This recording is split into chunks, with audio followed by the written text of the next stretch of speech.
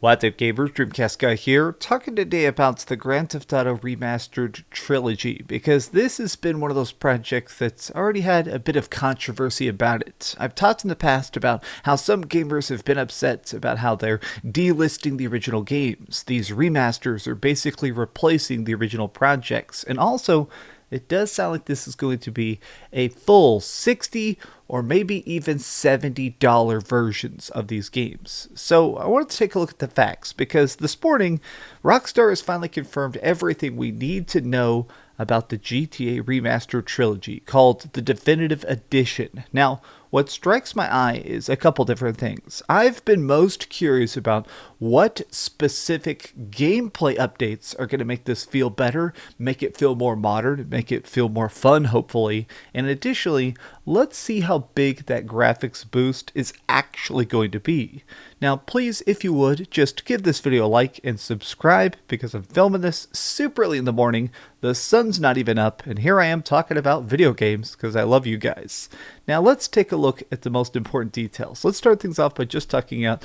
This is coming out here in 3 weeks, November 11th, coming to PS5, Xbox Series X, Nintendo Switch, PS4, Xbox One, and PC. Great, okay?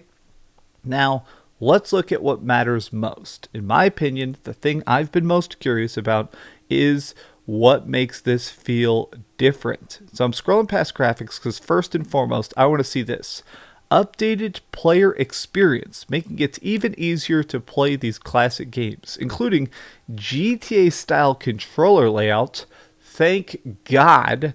Improved gunplay and targeting controls with upgraded drive-by mechanics in GTA San Andreas. So just first and foremost, both of these are gigantic. Like, I recently played a bunch of these old games. I originally played these just back in the day. We're getting 3 separate games in the GTA Remastered Trilogy, obviously. We're getting GTA 3, GTA Vice City, and GTA San Andreas. These games, when they originally came out, would do stuff that was downright stupid, like X was your way of accelerating, and if you touched the triggers, that was your look left and look right. And look, let me tell you, when you're trying to shoot and stuff, it's very aggravating to have such backwards controls. Modernizing stuff like just the simplistic controller layout is a huge deal. Now, it's interesting that they say improved gunplay and targeting controls. I wonder if it's still going to have the lock-on system. Let's keep reading here. Updated weapon and radio station selection wheels. Okay, so it makes it where you'll be able to easily switch to stuff instead of just pressing like the way it works in the other games. You press next weapon, next weapon, next weapon, or next radio station, next radio station. Okay, that's great. Updated minimap with enhanced navigation, allowing players to set waypoints and destinations. Heck yes, no more getting lost or constantly opening the map again and again to figure out what street you're on.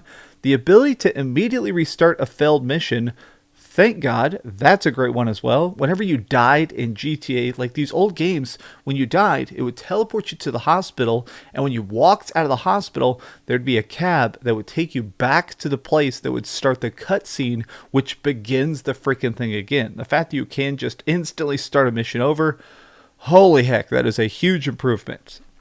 New Rockstar Games Social Club accomplishments. Okay, so that's basically like their own style of achievements. Enhanced visuals with improved graphics and fidelity across all 3 games. High resolution textures from characters, weapons, roads, great stuff. A completely rebuilt lighting system with enhanced shadows, reflections, and more. Improved water and weather effects. Enhanced detail in trees and foliage. Increased draw distance to provide a new level of depth.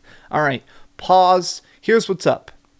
This stuff seems pretty basic. All this stuff right here, these graphics, notice they're not talking about anything being completely redone. It sounds like they're doing a lot of stuff to make it where stuff just looks slightly better. So I have some nice comparison shots here. Let's take a look at some comparison shots. So this is what this looked like in the original version. Wow. Okay, let's just face it. I'm not trying to be nice here. That kind of looks like dog poopy. I mean, I'm used to it because I've played these games, but looks a little bit like dog poopy. Okay, so yeah, wow, the rails are rounded out. The signs are better looking. The cars look better. This still looks a little bit funky. Some of this stuff is still very PlayStation 2-ish. Like the windows on this building are still very, very, a little bit archaic, but I mean, I'm willing to overlook that. But okay, so let's see here. This is what I'm most curious about. GTA San Andreas. I always thought that GTA San Andreas had some of the worst character models. Like, these people have like straight lines on their elbows. This has some of the best voice acting of any of them, but it looks a little bit funky. Okay, let's see how this. Bam. All right. Wow. Wow, that's actually really, really, really, really good. Wow. All right, what do we got next? Okay. All right, Tommy driving his, or the freaking dude from GTA 3. God, it's too early. I need to have my coffee. But sorry. So here he is driving his car. Road looks like garbage. You can actually see like a crease in the street because this is just such a clunky polygon.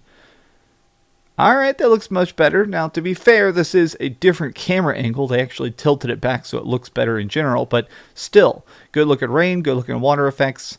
I still think the character models look a little bit funky. Yeah, that still looks a little bit weird.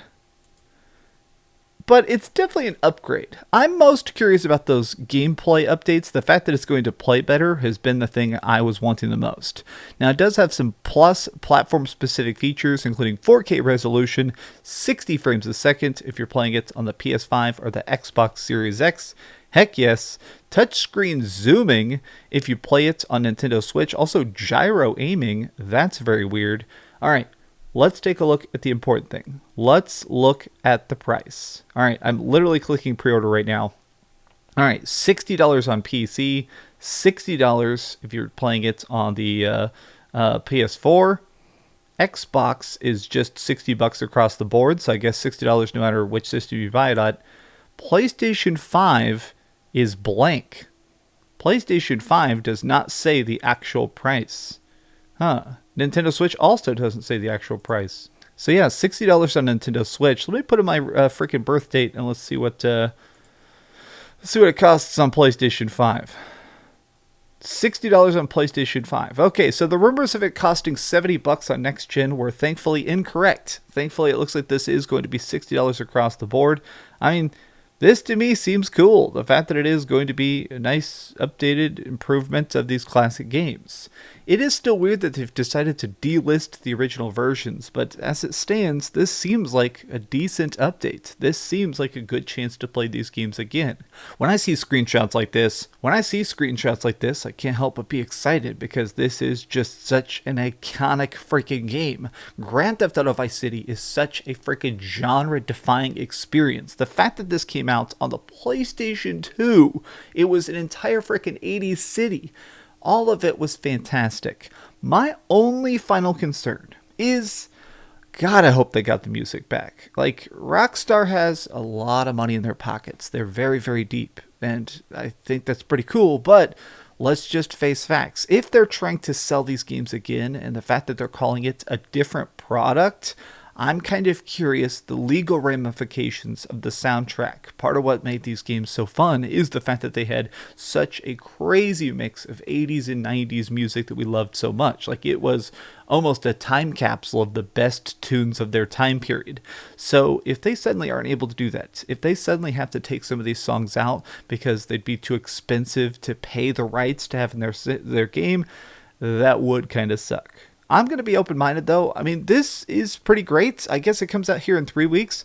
I'm putting it on the to-do list. I'm going to be reviewing these games. So please, if you haven't already, subscribe. And I guess we're going to be checking out some new adventures of Tommy Vercetti very, very soon. Love you guys a bunch. Have a great morning. I know I'm going to. I got to hop on the treadmill and do my miles. You guys rock. Please do me a gigantic favor and keep dreaming.